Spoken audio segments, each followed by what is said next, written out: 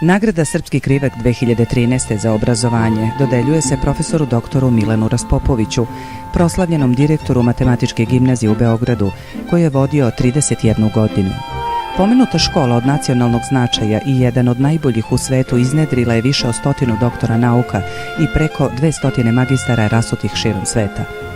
On je prvih dana učestvovao u osmišljavanju programa po ugledu na proslavljenu Holmogorova školu za matematiku u Moskvi. Doktorsku tezu iz fizike odbranio je na Elektrotehničkom fakultetu u Beogradu. Predavao je na univerzitetima u Beogradu, Nišu, Kragujevcu i Podgorici.